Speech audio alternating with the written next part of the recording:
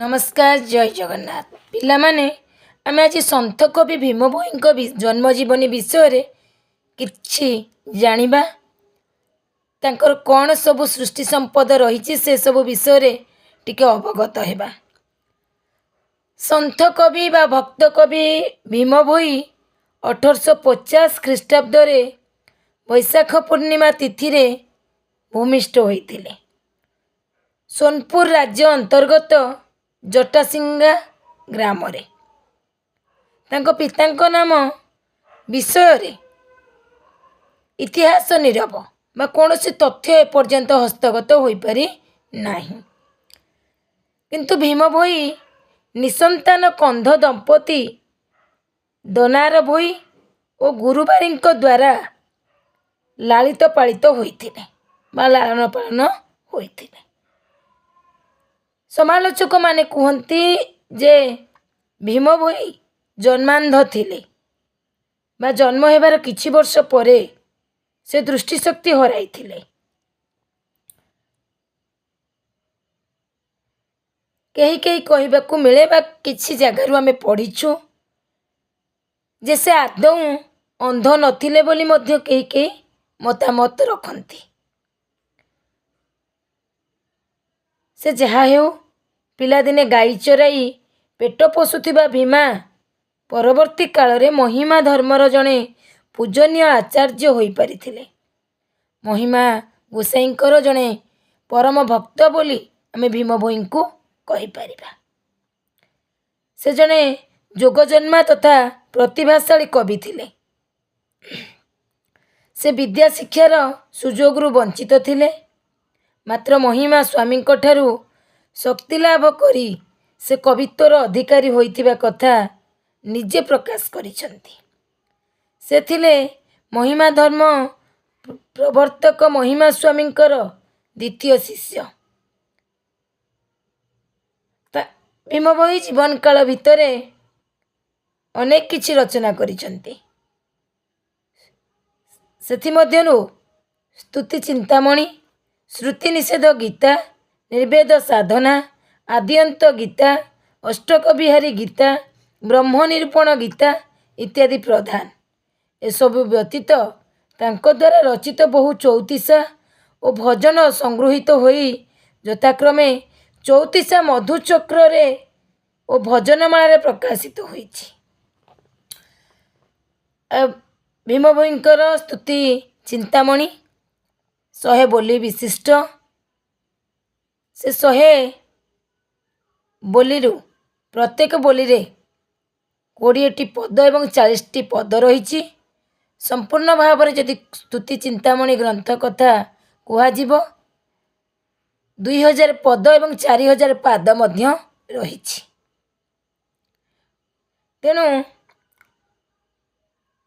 स्तुति चिंतामणि हूँ सर्वश्रेष्ठ रचना बोली आमे कहि परिबा। प्राणीक आरत दुख अप्रमित देखु देखु किबा सहु मो जीवन पछे नरके पड़ी थाऊ जगत उद्धार हेउ। ए पंक्ति से ही कवि भीम भोईंकर स्तुति चिंतामणिर 27 नंबर बोलीर 7 पदरु ए पंक्ति आसी अछि। ए पंक्ति ओडिशार घरे घरे परिचित। आमे भी पिला दिने पंक्ति आमे सुनिछु, तुमे माने निश्चय सुनिबा को पाइथिबो। स्तुति चिंतामणि रे महिमा गोसाई को निमंते स्तुति रहिबा संगे संगे महिमा धर्मर नीति नियम ध्यान धारणा साधु और भक्त मानक निमंते वार्ता और तदानीतन सामाजिक चित्रावली मध्य रहिछि। महिमा धर्मी मानक पई एई ग्रंथ अति पवित्र। श्रुति निषेध गीतारे से प्रकाश करिसंती जे कलिजुगर भगवान बुद्ध नारायण भावरे अवतार ग्रहण करिवे। तांको मतरे एकादशी व्रत पालन निर्माल्य सेवा और तुलसी माला जप इत्यादि बाह्याचार मान वृथा और निर्वेद साधना ही सत्य। हिंदू धर्मर पौतलिकतार अजौक्तिकता उपलब्धि करी यह विरोध से दृढ़ स्वर मध्य उत्तोलन करिसंती। तांकर अन्य कृति निर्बोध ନିର୍ଭେଦ ସାଧନାରେ ସେ ନିରାକାରଙ୍କୁ ଅଲେଖ ଅରୂପ ଅନନ୍ତ ଓ ନିର୍ଭେଦ ବୋଲି ଏବଂ ମହିମା ସ୍ୱାମୀଙ୍କୁ ନିର୍ଭେଦ ବ୍ରହ୍ମଜ୍ଞାନୀ ବୋଲି ଅଭିହିତ କରିଛନ୍ତି। ଏଥିରେ ମହାଶୂନ୍ୟକୁ ବ୍ରହ୍ମ ବୋଲି କୁହାଯାଇଛି ଓ ସୃଷ୍ଟି ପ୍ରକ୍ରିୟା ସମ୍ବନ୍ଧୀୟ ସୂଚନା ପ୍ରଦାନ ହୋଇଛି। ଭୀମ ଭୋଇଙ୍କ ଭଜନ ଗୁଡ଼ିକ ଅତି ଲୋକପ୍ରିୟ। ସେ ନିଜ ରଚନାବଳୀ ମାଧ୍ୟମରେ ମହିମା ଧର୍ମ ପ୍ରଚାର କରିଯାଇଛନ୍ତି। ମାତ୍ର ତାଙ୍କ ଦ୍ୱାରା ପ୍ରଚାରିତ ମହିମା ଧର୍ମ ଓଡ଼ିଶା ବାହାରର ବହୁ ପ୍ରଦେଶକୁ ବ୍ୟାପ୍ତ ହୋଇଥିଲେ ହେଁ ପରବର୍ତ୍ତୀ କାଳରେ ଏହି ଧର୍ମ ସମ୍ପ୍ରଦାୟରେ କନ୍ଦଳ ଦେଖାଦେଇ ଏହାକୁ ଦ୍ୱିଧା ବିଭକ୍ତ କରିଛି ଓ ଦୁଇ ଗୋଷ୍ଠୀ ମଧ୍ୟରେ ମାଲି ମକଦ୍ଦମାମାନ ଲାଗି ରହିବା ଫଳରେ ଧର୍ମର ପବିତ୍ରତା କ୍ରମଶଃ କ୍ଷୁର୍ଣ୍ଣ ହୋଇଛି। ଭକ୍ତ କବି ଭୀମ ଭୋଇ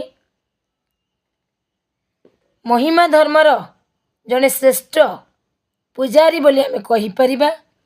ଆଉ ଗୋଟିଏ କଥା କହିବି, ମହିମା ଧର୍ମାବଲମ୍ବୀମାନେ ଶୂନ୍ୟ ଦେବତାଙ୍କୁ ମାନନ୍ତି। ସେ ପ୍ରତିମା ପୂଜାକୁ ଆଦୌ ବିଶ୍ୱାସ କରନ୍ତିନି, ବିରୋଧ କରନ୍ତି। ମହିମା ଧର୍ମାବଲମ୍ବୀମାନେ ଜଟା ବକଳ ପିନ୍ଧନ୍ତି। ବକଳଧାରୀ ବାବା ବୋଲି ତାଙ୍କୁ କୁହାଯାଏ। ଗଛର ବକଳକୁ ସେମାନେ ବସ୍ତ୍ର ଭାବରେ ବ୍ୟବହାର କରନ୍ତି ଏବଂ ଯେଉଁମାନେ ମହିମା ଧର୍ମ ଗ୍ରହଣ କରିଥାନ୍ତି ସେମାନେ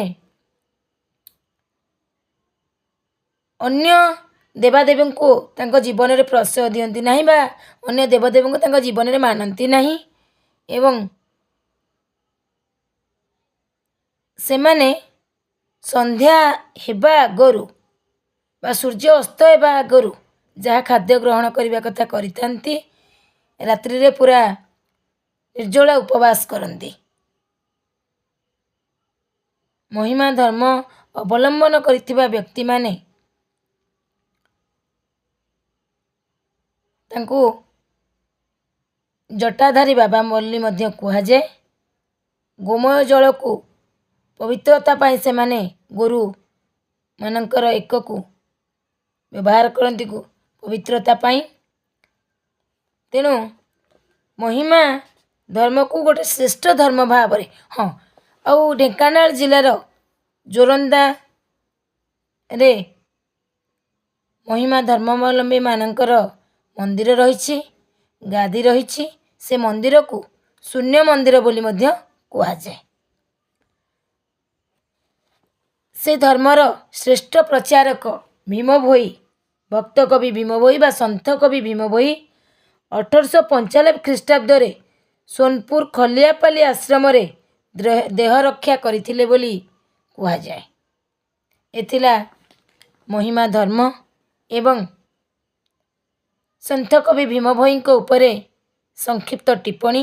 ଆଶା ନିଶ୍ଚୟ ଭଲ ଲାଗିବ।